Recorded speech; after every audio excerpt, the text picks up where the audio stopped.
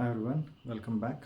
Hope you're doing good. In this video we will learn about merge sort. In the previous video we learned about the merge technique, which is the heart of our merge sort. So you need to watch the previous video before watching this video, because that's a prerequisite for understanding the merge sort. So in the previous video what we understood, basically if there are two sorted arrays, or if there is an array and part of the half of it is sorted and another half of it is sorted, and if we take the entire array, if it is not sorted, then we will sort it by merging the elements from the first half of the array and from the second half of the array. So that's what we learned, and we will use the similar technique in this algorithm to sort the elements that are there in this particular array. So let us try to see, is there any way, where we get part of the sorted array and another part of the sorted array. So if I divide maybe half, do I get it? No, because the numbers, we don't know in which order they are. So what we need to do, we need to get to a level where we get only one element. So if there is one element, then it is considered it is already in its sorted order, and from there we can merge and we can get the sorted array back.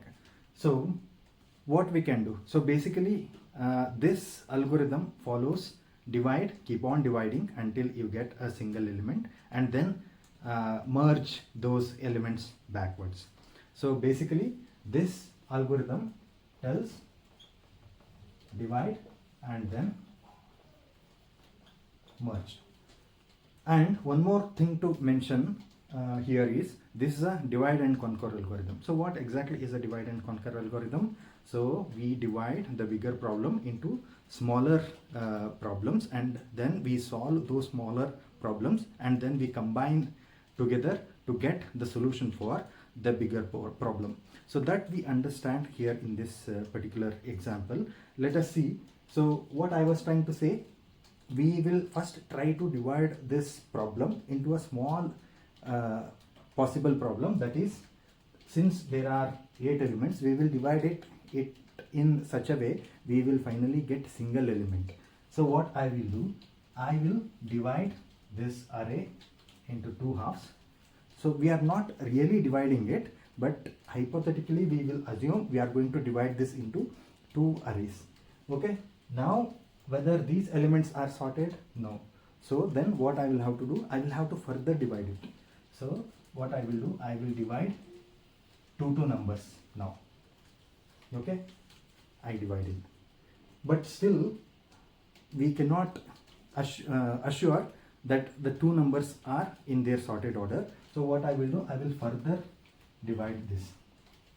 So what I get, finally I get one element in my array. So if I get one element in the array, it is already in its sorted position. So from there what I can do, I can start merging the numbers. So now what I will get something like this.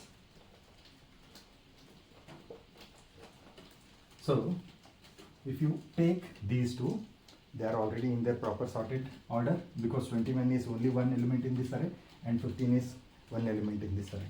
So what I will do, I will keep pointer and I will merge. So out of these two, which one is smaller? 15 I will take. So this technique you can refer the previous video. This is how we do the merging. So we will compare two elements and we will take the smaller one and then we do the increment. So this gets incremented. So once it is outside this particular array, then what I will do, I will keep the remaining element here. So I did for these two elements. Now what I will do, I will do it for the next two elements.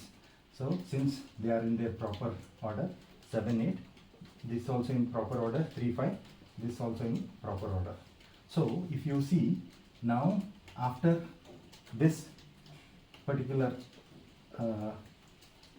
step, in this step we got properly sorted arrays. So here we can surely say these elements are in their sorted order. So now what we can do, we can again apply the merge procedure to merge these two arrays. So now I will put a pointer here, 7 is smaller, I will take and I will increment. 8 is smaller, I will take and I will increment. So now it is out of the array, so I will simply take remaining elements and I will put them here. Now again I will repeat the same step here. 3, 12, 3 is smaller, so I will take 3, I will increment. Then I will take 5, I will increment. It moved out of the array, so 12 and 14, I will copy them. Now I will again repeat the same step. So here I will put the pointers. So out of these two, 3 is smaller, so I will place 3 here. I will increment this pointer. Next is out of 7 and 8, 5 is smaller, so I kept 5 here. I will increment this pointer. Now out of 12 and 7, my 7 is smaller, so what I will do, I will increment this and I will place my 7 here. 7 is already there. So now I will, so this is incremented. 12 and 8, out of 12 and 8, 8 is smaller, so 8 is here. I will increment the pointer. Out of 15 and 12, 12 is smaller, so I will take 12 here and I will increment the pointer. Out of 15 and 14, 14 is smaller, so I will place 14 here and this moves out of the array. So my remaining elements are 15 and 21. So 15 and 21. So if you see at the end, we got properly sorted elements in my original array. So here we are not doing anything extra apart from merging the elements. That's why merge technique becomes a heart of this particular algorithm. So what we did, we divided the bigger array into smaller arrays. So we don't really divide that. I mean, we will see that in the logic and what exactly we do, but we will divide until we get a smaller element. Then from there we go back and start merging the elements.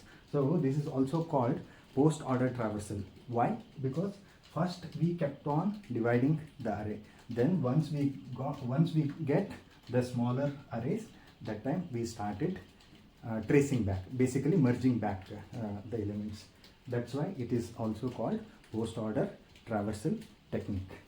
Okay, so now let us try to understand this a little bit more. I mean, we want to write the program for this, right? I mean, basically this uses a recursive program. So what we try to do, first we divided this much, okay, and then again out of this we divided this much, then we divided this, we solved this. So if you see, this is coming like this, like this, like this, like this, and then finally, so here division happens, division happens, division happens. Then once we get single element, then merge starts happening. So here this is one point where these elements are merged. Then again the next array gets divided. Then once we get this smaller array here, the merge happens. The second merge happens here. Then again division. So here again the division, then division.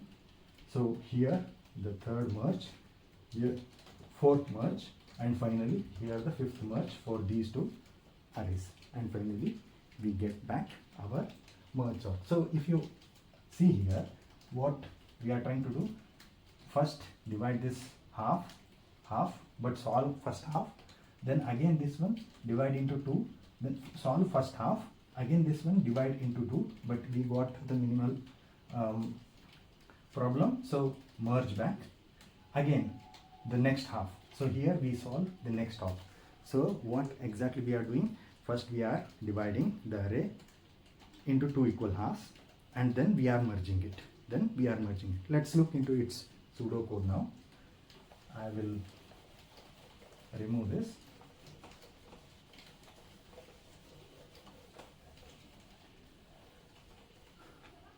So now let us take a method merge sort, basically, okay. and we pass array A, and we also pass the low, which is this, and this is the high basically. So comma high. This is the initial thing what we need to pass. Then what I will do, if my low is less than high. So why low is less than high? If low and high becomes same, then that's where we get one element. That's why until the low is less than high, what we do, we keep on doing something. So what is that? First we will see what is the mid value. Mid is low plus high by 2. So basically we will take the floor value here. We will take the floor value. Okay, and then what I will do, I will again call the merge sort. Again call the merge sort. I will pass the same array A. My low will still be my low, because if this is my low, this is my high, somewhere this is my mid. So if I want to again solve this as a bigger problem, so from here to here I will send it as one array, then from here to here I will send it as another array. So this becomes mid plus 1. So A comma low, this is low, low to mid, and again I will call merge sort A and mid plus 1 to high. So from here to here. So this is my second array. Now after this I will do merge. I will pass A, I will pass low, I will pass my mid here, then I will pass my high. Okay, so this is basically our merge sort. And what is this merge method? So this is what I was telling. I mean, we will have to refer the previous video to understand this particular merge method. We have solved this merge technique there, and we get the complete code for merging the elements. Okay, so now with this, let us try to understand first what this method will do. First I will call this merge sort. I will pass 0 as my low and my n value, which is 7 here. Now if low is less than, low is less than my high, so what it will do, it will try to calculate the mid value, which is somewhere 3. Okay, which is somewhere 3. Next what it will call, merge sort from 0 to 3. So this much, 0 to 3. This one it will call, it won't go further, because that's how, I mean, the recursive program works. So next this becomes my low and high. This becomes my low and high. Again it will come here, my low will still be less than my high value, and again I will calculate the mid will be somewhere 1. So my next partition, my next the dividing happens from 0 to 1 and 2 to 3. So it will try to solve 0 to 1, and again the division happens, it will get 3 and 5 separately, then it will start merging from there. So this is how this logic works. Let us try to understand its time complexity.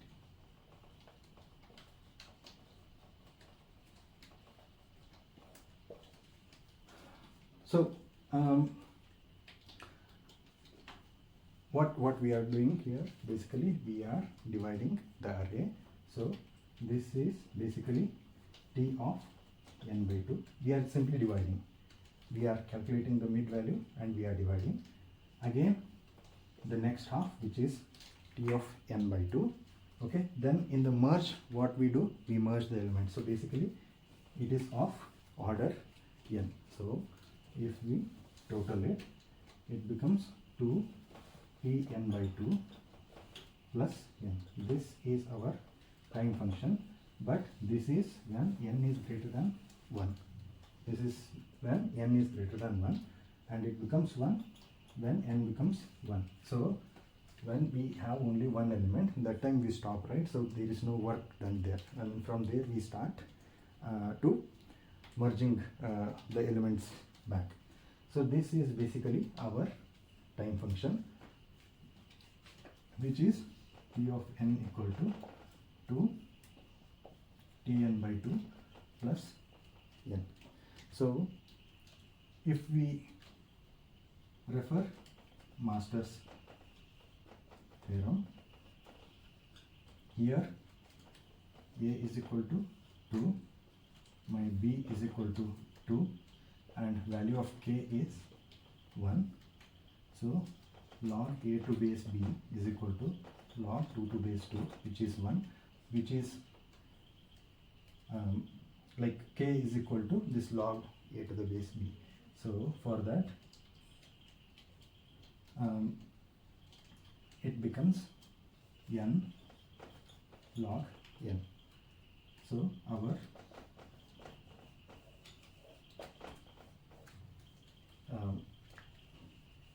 time complexity is of order n log n. So let us also try to understand this in a different way. For that I will remove this code.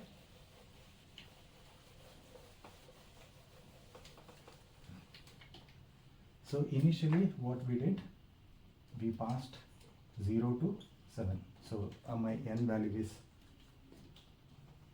8. So I will iterate from 0 to 7, n minus 1. Okay, next what we did, we divided this into 2 equal halves. So 0 to 3 and 4 to 7. Okay, next what we did, we again divided this into 2, 0 to 1 and 2 to 3.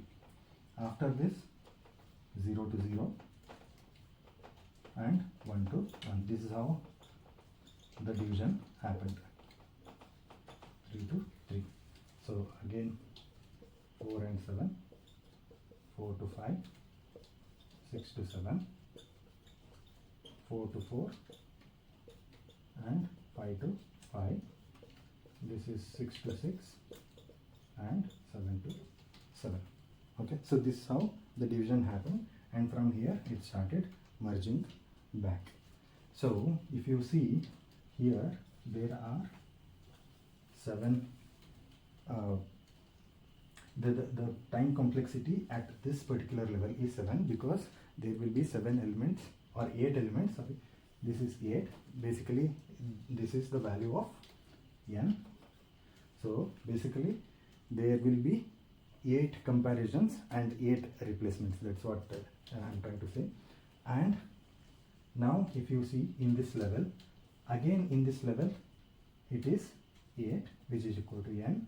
Again in this level 8 merges, so again it is equal to n. Now if you see at each level there will be n number of merges that are happening. Now if you see its height, it is 1, 2 and 3. So height is 3. So if you see, it is of log n, because log 8 to base 2 is 3. Now in each step it is n and the height is log n. So it is of order n log n. So this is one more way how we can analyze the time complexity for this particular algorithm. Okay, and what about the space complexity? So